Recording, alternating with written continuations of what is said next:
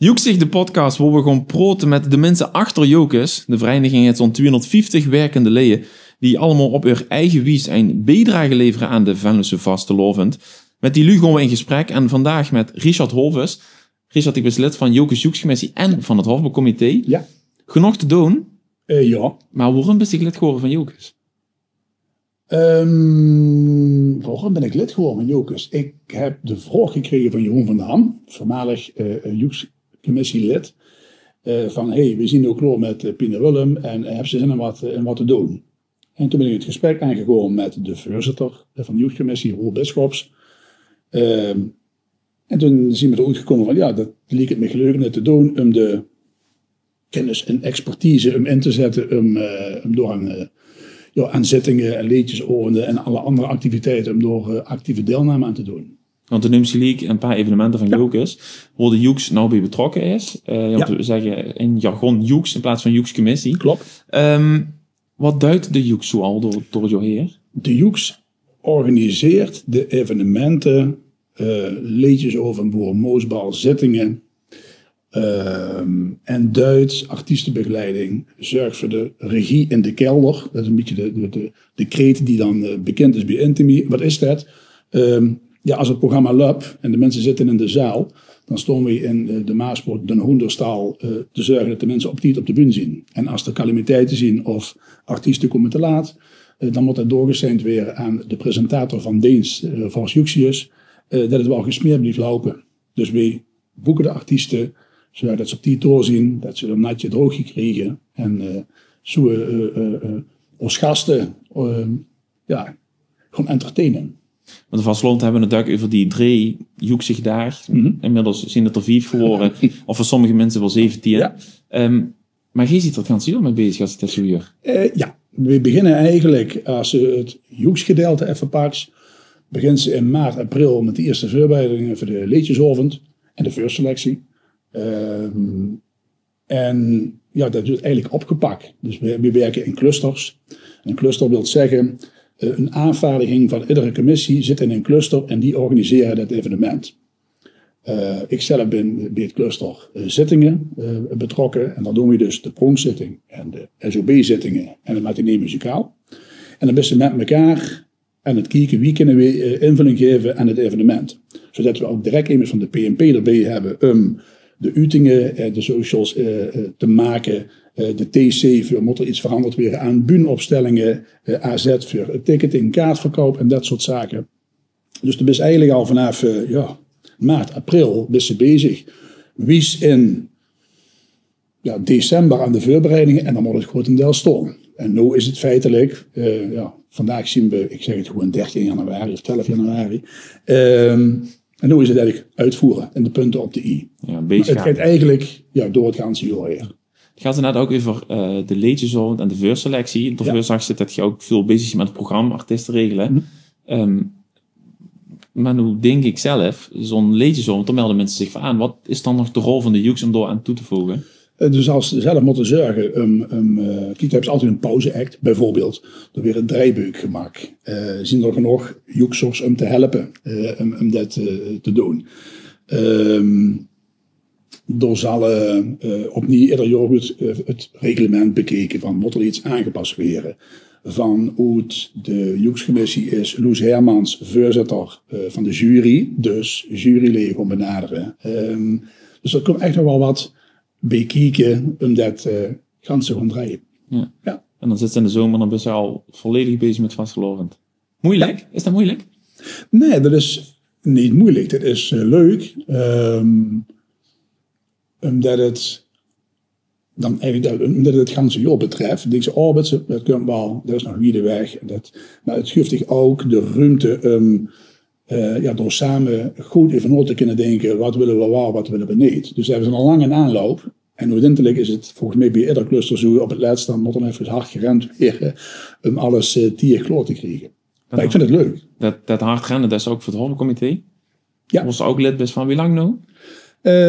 Mijn eerste hofbal heb ik meegedraaid in 2019. En in 21 en 22 was er wel geen hofbal. Maar hebben we wel complete hofbalprogramma's in elkaar gedraaid. Dus vanaf 2019. En wie is dat zo ontstaan dat ze door betrokken is geraakt? Dat mijn voorganger van Oetejoeks, Jacques Chatelier, die had aangegeven, ik kon stoppen. En toen heb ik me gemeld. Dat leek het niet leuk om dat hem door aan mij te gaan draaien. En toen ben ik met Jacco het gesprek aangegaan. En vervolgens mocht ik door aan deelnemen. Ja. Want de Meugs het hoofdbal organiseren. Dat is een neugen. Ja, vind ik wel. Hoezo? Nou ja, het is toch, de organiseert een feest waar de stadsprins van Jokers uitkomt, waar we een ganse jaar mee bezig zijn. Dus we organiseren een feest en we weten bij God niet voor wij, maar de chic en de tradities en de vernieuwing die we willen doorvoeren, door moet ze aan meewerken. Die zes tradities, is het ook moeilijk om die met de tijd die verandert, toch ook in ere te halen? Ieder jaar weer? Dat kan wel eens horen. Maar als ze er ook verlies houden, kunnen ze het altijd gebruiken. Want een traditie is weer iets nieuws. En vernieuwing is automatisch, wordt het weer een traditie. Ja. Wanneer begint ze ermee met het hoofdbal van het nieuwe jaar? Op hoofdbal zaterdag. Op hoofdbal zaterdag van dit jaar zijn de eerste plannen gesmeed voor het hoofdbal van het jaar daarna. Dus dat is ook eigenlijk besteedt 364 dagen per jaar. Het vastgelopen ja, als je puur van datum tot datum kiest, ja. Maar nee, echt niet. Nee. Ik vind het echt hartstikke leuk. Maar het is niet tussen 364 aansteeds. We hebben nog heel erg veel gehad over die vastgelovend met jokers. Ja. Maar wie ziet die eigen vastgelovend? Wat is voor dich vastgelovend? Dat we dat gaan beginnen.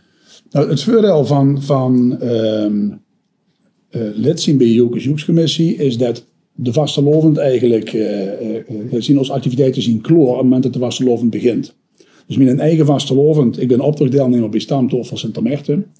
En door trekken we al een negatio mee. Dus zo ziet mijn vastelovend eruit. Dit begint op de zaterdag. En we gaan zo lekker lang door. Vroeger de kinderoptocht meegelopen met de kinderen. En nu als toeschouwer bij de kinderoptocht zelf meelopen. De Boerendinsdag. Zo ziet de vastelovend eruit. Met deze vredes. En wat is voor mij vastelovend? Ja, die vrijheid, het leven vieren, wat als kreet genoemd wordt. Dat vind ik wel dat het is. Contacten leggen, contacten onderhouden, gesprekken, een goed glas bier en vooral heel veel lachen. Heel veel flauwekul. Want we hadden net over die draaibeuk, waar je bij de Joekscommissies van werkt. Dat is er voor die dag zelf niet? Nee, het enige wat ik weet is, ik ben op het Tietberg. En wie laat ik toe komt, dat zie ik wel. En dat kan 4 voor 's middags zien, dat kan 9 uur 's avonds zien, dat kan midden in de nacht zien. Is dat vastelovend iets wat ze van toezoet is meegekregen? Ja. Ik ben als klein manneke, waren papa en mam, die waren uitdater bij de Vlonenzaal. En er waren natuurlijk allerhande bals, waren er nog veel meer als nu. Althans, in mijn beleving waren er veel meer bals. Het ziekenhuisbal, het belastingdienst had een eigen bal, het gemeentebal. En dat speelde zich allemaal af in de Vlonenzaal, waar we neven woonden. Dus ja, altijd gebeurde er wat. En dus ook 9 of 10 keer in een vastelovenseizoen zoals de prins voorbij komen. Toen nog met de stickers, met het motto erop. Van Fort Garage van den Homberg. En die spaarde ik. Dus vandoor was ze eigenlijk altijd door. Dus ja, dat kan wel zeggen dat het van toen zo is meegegeven. Ja. En dat gaat zelf ook blagen. Geef ze dat ook zo door? Ja en nee, dat probeer ik wel, maar dat moeten ze allemaal zelf weten. Kijk, ze hebben ook in een tijd gehad dat ze het wat minder interessant vonden. En nu zien ze bijna 19 en 21. Nu zitten ze volop aan het vieren. Maar dat moeten ze vooral zelf weten wie ze dat willen gaan vieren. Ze willen geen optocht meelopen of zo. Dat zijn die wils, moeten ze dat vooral niet doen. Zijn die ook een beetje de charme van de vastelovend? Duizend mensen vieren het mee op zijn eigen wijs? Ja, absoluut wel. Ja. We hadden net even vroeger, even die elders. Daar is wat foto's meegenomen voor mij. Op die iPad. Vertel, wat zien wij en wat kunnen de mensen huren wat erop staat? Wat kunnen de mensen huren? Ik heb een paar foto's van Eigenlewijd meegenomen. Die, waar we in het gedurende het vastelovenseizoen mee optreden. Wie kunt ze het beste omschrijven? Eigenlewijd is een op de lokale politiek op de hak nemen. Of gebeurtenissen in Venlo op de hak nemen. Dus er is een foto van de zijkant. Waar ze in opperste concentratie weer jongens staan die door proberen het beste bijnke voor te zetten. Om de mensen aan het lachen te krijgen. Is dat ook iets wat dich symboliseert? Ja, ik vind dat ze een dag niet gelachen is en een dag niet geleerd. Dus tuurlijk, het leven zijn serieuze kanten, maar dat vind ik toch wel. Ik heb laatst een keer een cv moeten maken voor een interne sollicitatie en er stond als een van de kreten stond erin: een dag niet gelachen is en een dag niet geleerd. Ook op het werk. Zo leeft zich ook echt? Ik vind dat heel belangrijk. Humor vind ik heel belangrijk. Met de vastelovend, in het gewone leven, toes, als vader, als partner, de podcast, ja, waarom niet? Ja. Ja, dat is een foto dat ze op de bühne staat. Ja. Vanuit de Joeks staat ze dak achter de coulissen. Ja. Dat is het allemaal bijgemaakt eigenlijk bij het Pinder Willem. Leedjes over dat ze mij gedaan. Ja. Welke rol past zich het beste? Dat vind ik een hele goede vraag. En ik weet dat ik er nu al geen sloetend antwoord op ga geven. Omdat het allebei, als ik even zeg, achter de schermen en op de bühne, heeft zijn charme. Het kunnen neerzetten van een evenement en door een bijdrage om dat goed neer te zetten, dat de mensen aan het lachen en dat die dan ook kunnen zeggen, potverdomme, was dat een leuke zitting, of wat hebben we een leuke avond gehad. Wie is aan zelf op de bühne staan, dat mensen er naar zich toe komen van, het was een scherp optreden, we hebben heel erg gelachen, het was leuk. Is allebei leuk. Dus ik kan niet zeggen dat het ene is leuker dan het ander. Nee, absoluut niet. Onderaan de streep heeft het ook wel veel raakvlakken. Ja. Want er best met hetzelfde doel bezig. Of ze nou op die planken staan of dan niet. Klopt. En achter de schermen ben ze voor het totaalplaatje bezig. En op het moment dat ze als artiest op de bühne staat, dan duist ze dat voor dat optreden van die 20, 24 minuten. Ja. Klinkt heel ervaren, maar zo gek lang zit ze volgens mij nog gar niet bij ook is. Nee. Hoe lang was hij geleden? 2017.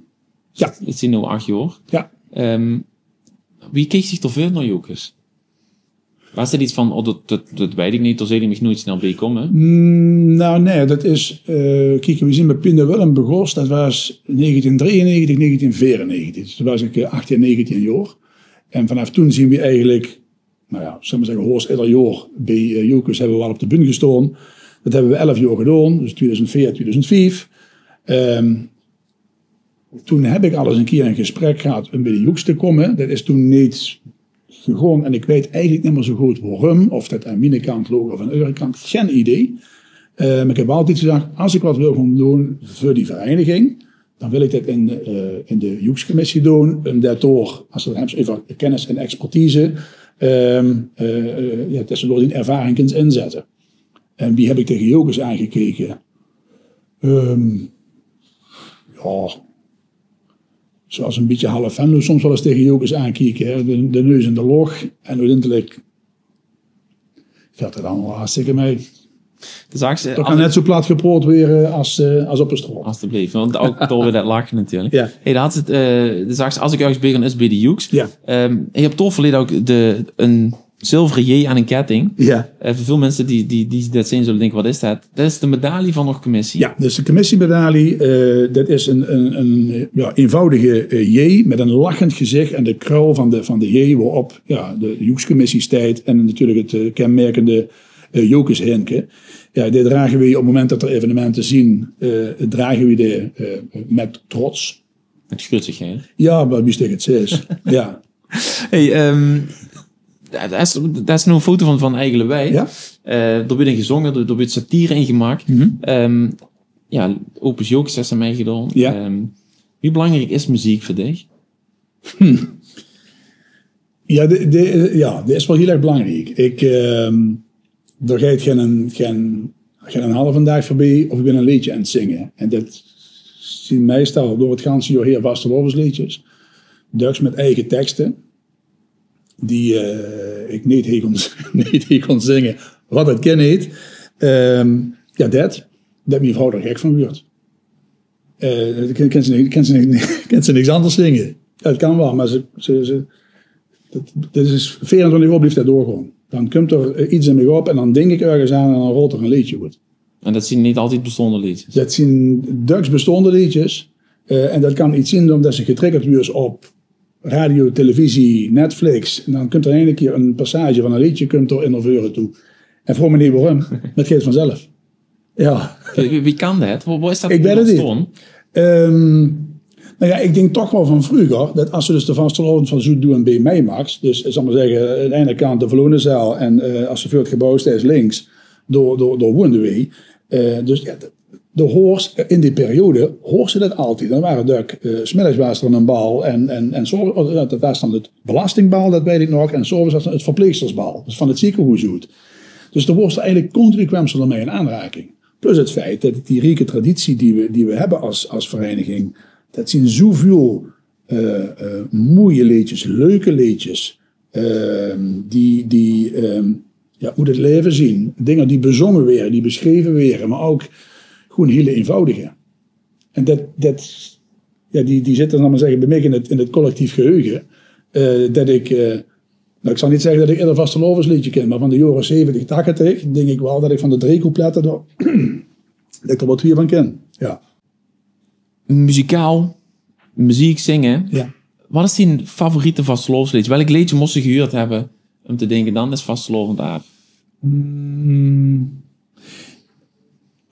Het gekke ervan is, dat zien eigenlijk, dat zien er meerdere, want we hebben zo'n groot arsenaal aan liedjes hebben, maar wat ik in een stukje voorbereiding is me gevoel van Wommersen aan het denken, wat vindt ze een heel bijzonder vastelovensliedje, en dan springt er me gewoon uit dat ik niet per se gehuurd hoef te hebben, maar dat ik in de tekst dusdanig briljant vind, in zijn eenvoud, dat ik die meegenomen heb, en dat is even, ik zal dat opnemen, over het tweebijn De Verroetgang van Frans Boermans uit heel erg lang geleden. De tweede couplet is: ik ging het onderzoeken, ik keek naar allebei, dat was nou net het leuke, die deed het eind verein. Ik snap nu ook de reden waarom die bijen zo gon, die motten blieven treien, want anders blief ze stom. Wie simpel kan ze een tekst maken over alledaagse dingen die we doen, en als we dat niet doen, komt ze niet voorgoed. En dat ze door een liedje over kunnen maken in deze tekst. Ik vind dat een briljante vondst van meneer Boermans-Zaliger. Vrees je bijna even wie komt ze erbij? Ja, dat. En zo zien er meerdere. Zo zien er op een boerenmoesbal bijvoorbeeld wil ik de nuchtere gehuurd hebben van de Hofkapel. Voor me nog niet waarom. Dat het zijn herinneringen die door bij zitten. En zo kan ik nog wel even doorgaan. In Discodent zit ook een speciaal plaatsje. Omdat het de vernieuwing was op dat moment in de redelijk traditionele Waalse marsen. Wies Olms van Bert en Herm en Ruud en Bram. Dat ik toch heel erg mooi verwerven vond. De oude liedjes die ze allebei gezongen hadden. Dat in één liedje gemaakt geworden is. Dus ja, weet je, er is niet echt één favoriet liedje. Het zijn er heel veel. Is het anders naar muziek gewoon kijken? Het is er zelf mee bezig best? Nee, want er zijn ook genoeg liedjes. En misschien is dat wel van de latere jaren, van de afgelopen jaren, die dan minder blijven hangen. Ik wil niet zeggen dat ze niet goed zien. Maar ik ben opgegroeid met de telesound, als ik het zo even moet zeggen. Ja, dat maakt de liedjes ook. Hier is wel eens oudere opnames. En die dan vervolgens door het telesuisje bewerkt zijn geworden. Dan wordt het vastelovensliedje in één keer ganz anders. En dat vind ik in de tijd, wie ik als kleine blaag opgroeide, ja, vond ik dat wel daar was ik nog uitkijken. Dus ik ga dit ganse jaar door vastelovensmuziek in luisteren. Ja. Tot ergernis van mijn vrouw. Wat een schat van een vrouw is, maar door kan ze aan te zeggen, ja, moet dat nou? Ja. Moet nou met 30 graden, moest ze nou ook aan zingen? Ja, weet je, zoiets. Ja, dat. Antwoord is ja. Ja. Volmondig. Gaat het veranderen? Ik hoop het niet. Er is nog heel veel over zingen, maar op tof laat ze een klein treurtje liggen. Ja, ja. Vertel. Heb ik jaren geleden gekocht. Dit is gewoon een tromboon in de vorm van een lineaal van 1 centimeter of 25. Met een kazoo treurtmuntje. Dat ding heeft eigenlijk totaal geen functie. Maar als ze de is met vastelovend en ik treurt erop en ik klot die schuif, laat ik gewoon. Dan denken mensen dat er wat goed komt. En daar hebben ze altijd een gespreksonderwerp. Och, wat leuk, wie komt ze eraan? Wat duidt hij het ook? Tuurlijk duidt hij het. En daar heb ik nog een jaar of 5, 6. En die heet, iedere dag heet hij mee. Behalve als het een optocht loopt. Want? Ja, dat past dan niet bij de optocht. Het liefst wil ik het wel. Ja. Ja. De opdracht, ja. De zaakstellen. Die lopen een gastje met een stamtoffel. Ken dat allemaal neven het leven als yogislid, als werkend lid, ja? Maar jawel. Kijk, daar mag ze ook gewoon moest ook iets van maken. En bijvoorbeeld, komende boerenmoesbouw, doe ik mij helpen achter de schermen. En de zondag bij het grenzen, ja, hadden we in de agenda afgesproken, dan gaan we weer verder knutselen aan ons pakken, aan ons opdrachtgebeuren. Dus ja, dan ben ik ermee bezig. Zo maak je keuzes in. Dus dat kan zeker. Ja. Kun je al iets zeggen waar je mee bezig ziet nou? We hebben ons gehouden aan het thema aan het motto van Jokers, Doon mij. Ja, daar is het dan even op gebaseerd. En de rest zien we op 3 maart. Dat is dus op 3 maart in de opdracht. Is er nog iets, hè? Want de opdracht, ik kan me voorstellen dat ze er naartoe leeft. Maar de vastelovend begint misschien op 1 februari met een boerenmoesbal. En anders misschien zelfs 2 weken later met een halve dicht. Ja. Waar kijkt ze meestal naar uit? Is dat te benoemen? Er zijn er wel een paar bij. Dat is de Hofbal Zaterdag. Dat is toch een beetje was het ganse jaar voor thuis. De Staatsprins wordt dan uitgeroepen. Dus dat vind ik altijd wel heel speciaal. De Vastelovend Zaterdag vind ik altijd een hele leuke dag. Want dan, formeel begint het nog niet, maar toch begint dan de Vastelovend. En ik moet het nemen, want anders dan werk ik nog gelyncht binnen de Joekscommissie. De altijd legendarische Joeksovenden, die zien donderdags voor Vastelovend. Ja, dat kies ik ook echt wel me uit. En dat is niet omdat ik het moet zeggen, maar dat is het feestje. Dan is eigenlijk een beetje het sloetstuk van de evenementen die we allemaal georganiseerd hebben. En dan mogen we los. En dat is dan ook zo. Want als werkend Joekslid, dan sta je heel dag in de kelder, of neven de bühne. Ja. Als andere mensen Vastelovend vieren zien, dan zit je aan het werk. Dat klopt, als die dus de bals aan het doen zien. En daarom vind ik het ook zo fijn dat met de Vastelovend zelf ons taken er eigenlijk op liggen. Natuurlijk hebben we nog wel wat verplichtingen, bijvoorbeeld op een dinsdag bij de Boerenbroedersgezelschap. Maar dan is het grootste werk gedaan. Dus dat hebben ze redelijk zelf in een Vastelovend. En wanneer is die Vastelovend echt geslaagd? Of is dat iets nieuws? Is dat iets wat ze denkt, dat moet ik den dag, dan moet ik op zaterdag om 2:30 kroketten te halen? Nee, dat heb ik niet. Nee. Als ik een leuke dag heb gehad met mijn vrouw, en als de kinderen bij zoelen zien met de kinderen, met de vrienden, dan heb ik niet nog, dan moet er een frikadel of een kroketje. Nee, dan, als we gelachen hebben en we hebben serieuze gesprekken, we hebben gezongen en de treur is gebroken, en dan is voor mij een dag geslaagd. Vind ik het mooi om deze aflevering van Joekjes mee af te sluiten. Mag je danken? Zeker, mag het. Fijn. En luisteraars ook bedanken. Volgende week zien we er weer met een nieuwe aflevering van Joekzig. Dank je, Richard. Geen gedaan.